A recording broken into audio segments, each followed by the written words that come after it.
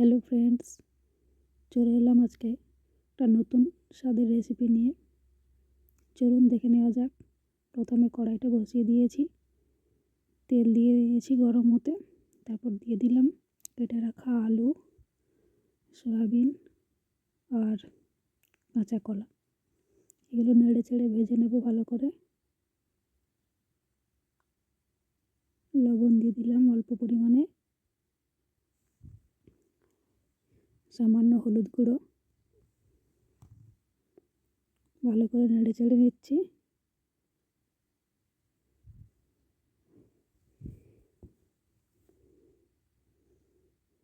অল্প কিছুক্ষণের জন্য ঢাকা দিয়ে দিচ্ছি। ঢাকাটা খুলে নিলাম। হয়ে গেছে প্রায় ভাজা ভাজা।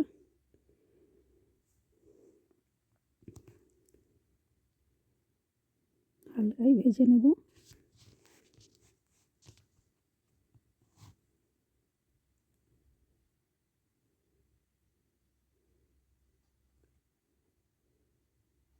ভাজা হয়ে গেছে, এটা আবার তুলে নেব।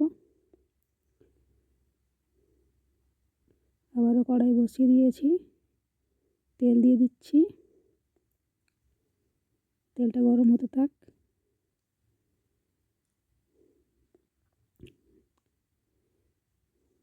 এরপর দিয়ে দিলাম অল্প পরিমাণে পাঁচফোড়ন।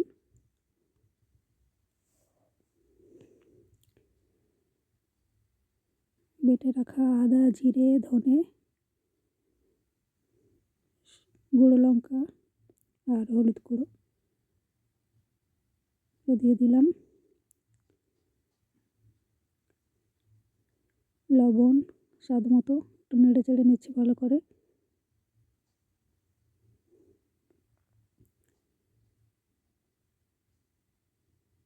এরপর দিয়ে দিচ্ছি টমেটো কুচি।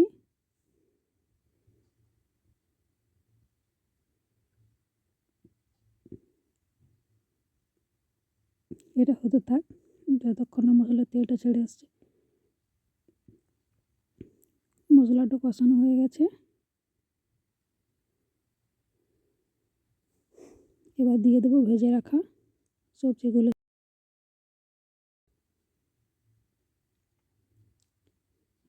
এবার ভালো করে নেড়ে চেড়ে কষিয়ে নেব কিছুক্ষণ।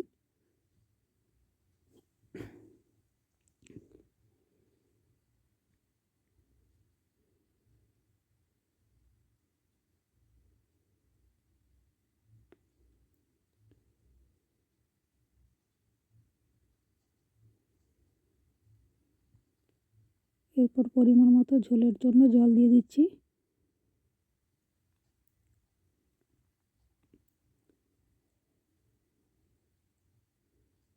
এটা কিছুক্ষণ হতে থাক।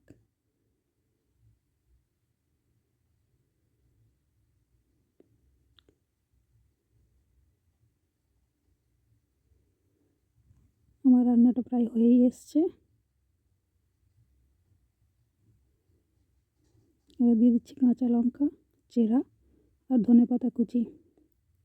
বন্ধুরা, রান্নাটা আমার হয়ে গেছে। এবার এটা নামিয়ে নেব। আপনারা অবশ্যই ট্রাই করবেন, খুব ভালো স্বাদের রান্না, অসাধারণ লাগে খেতে এটা।